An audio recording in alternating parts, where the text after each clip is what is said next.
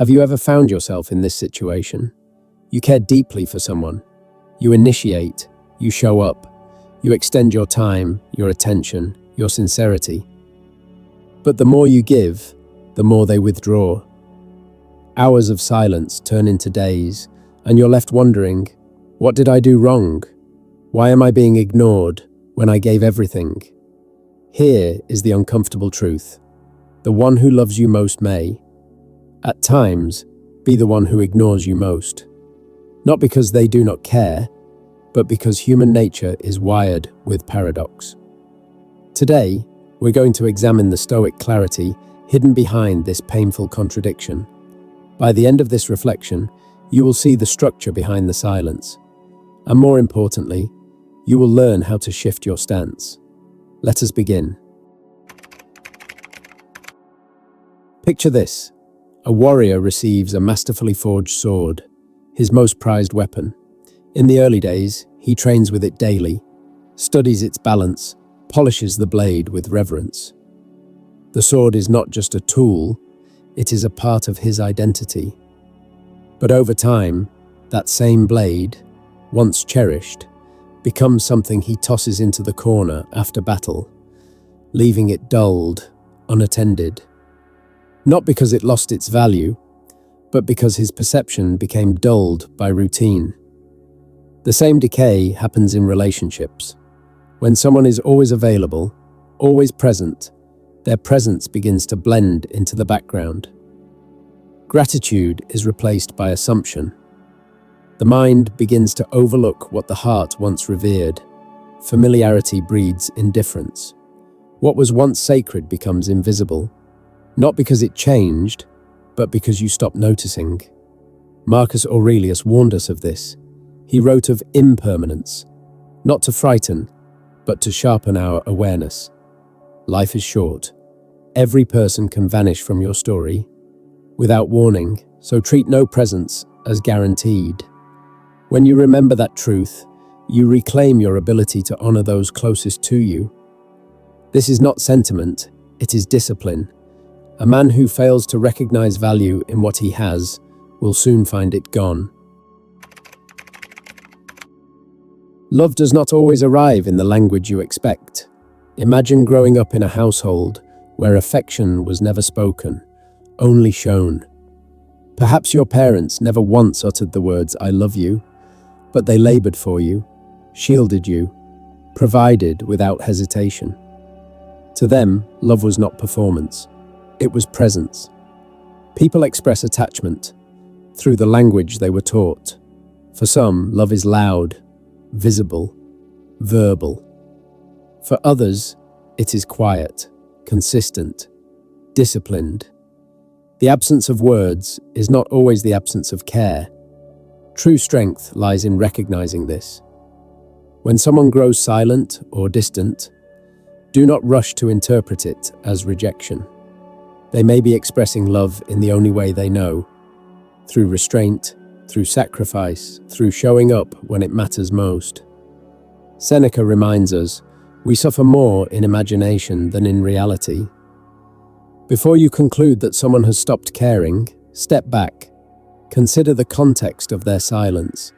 Their way may differ from yours, but that does not mean it is less sincere. Love does not need volume to be valid. It does not need to parade itself to have depth. The deeper it is, the quieter it often becomes. At times, the person who loves you the most may pull away, not to wound you, but to measure your grounding. How do you respond to silence? Do you spiral into desperation? Do you plead, chase, react with need? Or do you remain steady, anchored, undisturbed by what you cannot control? Distance is often an unconscious test. It is a reflection of how another soul is probing your sense of worth. If your entire value crumbles in the absence of their attention, what foundation have you truly built? Marcus Aurelius offers us this instruction. Dwell on the beauty of life. If someone withdraws, do not collapse inward. Instead, turn your attention outward. Build a life too full, too noble, too purposeful to be shaken by the quiet absence of another. You are not measured by who notices you. You are measured by your ability to remain whole, especially when no one is watching. Some relationships demand perpetual validation. Do you still love me? Why haven't you said it today? You say the words, you act with loyalty, and still there is doubt. Why? This cycle is rooted not in love, but in fear. Fear of being forgotten, fear of being abandoned. But love that is real does not beg for confirmation. It lives in trust. When two souls trust each other, they do not need to keep proving their bond. They move together in quiet alignment. Their actions speak when words do not. Seneca teaches us, true strength lies within. If love is present, it will reveal itself without being asked to. If it must be demanded, it was never solid to begin with. You are not responsible for easing someone's insecurity every moment of the day. A bond built on constant reassurance is not a bond, it is a burden. Let your relationships be built on quiet certainty, not on restless need.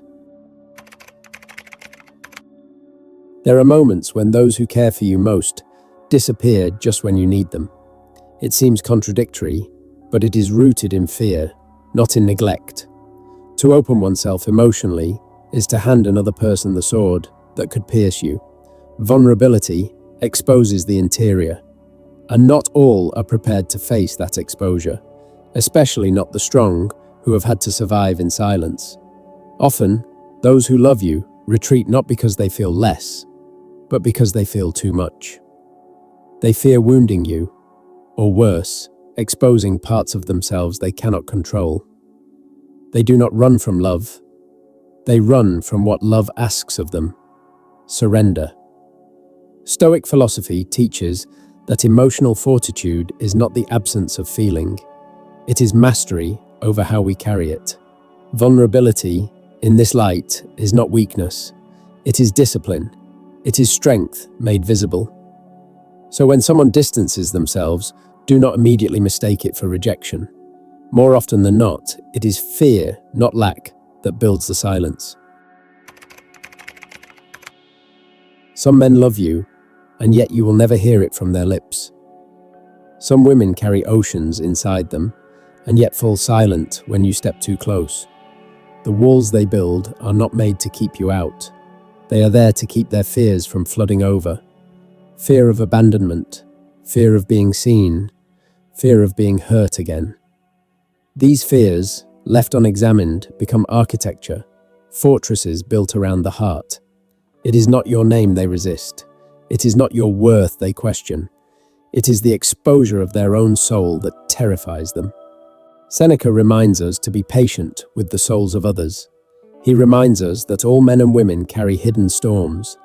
So when you feel shut out, remember, they are not shutting down because of you. They are closing in to survive what still haunts them. Approach these moments not with agitation, but with steady empathy. It is through quiet understanding that walls begin to crumble. Not through force, never through demand. When someone becomes distant, it is easy to take it personally. You assume something has shifted, that perhaps you are no longer needed, that maybe your presence has become disposable. But pause, consider. Perhaps what you perceive as detachment is actually introspection. They are not walking away from you, they are walking into themselves. In times of silence, Stoic philosophy does not ask you to chase. It does not ask you to explain yourself endlessly. It asks you to reflect, not on what you fear, but on what you know.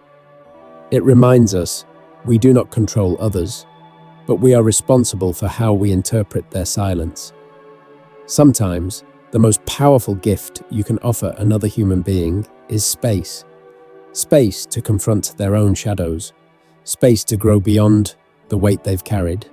Let your stillness speak louder than your anxiety. Let your dignity remain intact, even in uncertainty. The strength of a Stoic is not to be unaffected, but to remain unshaken. Not all love is pure in its intent. There are those who do not love you for who you are, but for what you give. They appear when they need. They vanish when they're fulfilled. This is not hatred. It is conditional affection. Love that depends on utility, not essence. It is tempting to demand that all love be selfless, but that is not how the world operates. Much of what we call love is transactional. And while this may be disheartening, it is reality, not betrayal. Seneca reminds us, not all love is unconditional, and that is not a flaw. It is clarity. Recognize selfish love for what it is. Do not romanticize it. Do not elevate it to something it is not. Most importantly, do not invest your time, dignity, or presence where affection is rationed based on convenience. Reserve your energy for what is mutual, and walk away from what drains you in silence. You've likely experienced this. The harder you chase someone's attention, the more they slip away. The more you try to hold on, the more quickly they vanish. It is not coincidence, it is pattern. This is a natural law. What you cling to repels. What you pursue out of lack resists your grasp. Consider the butterfly.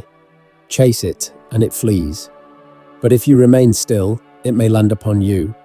The same principle applies in relationships. The more you obsess over earning someone's affection, the more likely they are to withdraw. The Stoics called this the principle of inverse effort. When you stop chasing validation, your value begins to rise. Not because you are performing, but because you are centered. Do not chase, build. Do not grasp, evolve. When you become grounded in your own presence, the right people are drawn to you. Not by force, but by resonance. They arrive not because you pleaded for them, but because you became someone worth standing beside. All love from others is secondary. The first, the most enduring, the most necessary love is the one you extend to yourself. External affection is beautiful, but it is not enough. If you do not honor yourself, no praise can reach you. If you do not hold yourself in high regard, no relationship can stabilize you. Self-respect is your foundation. Without it, everything else collapses. The Stoics taught that self-possession is the beginning of strength. When you love yourself rightly, you do not collapse in the face of rejection. You do not tremble at distance. You remain. Marcus Aurelius wrote, "The happiness of your life depends upon the quality of your thoughts." When your inner dialogue becomes rooted in discipline, in clarity, and in self-acceptance, no external storm can rob you of your peace. Love yourself, not in indulgence, but in integrity. Not in ego, but in responsibility. Because from that place, you are no longer seeking worth. You are living it. You do not need to chase love. You do not need to earn presence. You do not need to prove your worth to anyone who fails to see it. Stand still. Sharpen your mind. Fortify your inner world until silence becomes your companion and solitude your ally. The Stoic does not seek approval. He seeks clarity. He does not beg to be chosen. He chooses himself every single day. Let others come and go. Let their attention rise and fall. Your task is not to control the tide. Your task is to become the unmoving rock beneath it. When you master the art of stillness, when your value no longer hinges on being seen, that is when others will begin to see you most clearly. Not because you chased them, but because you stopped needing them.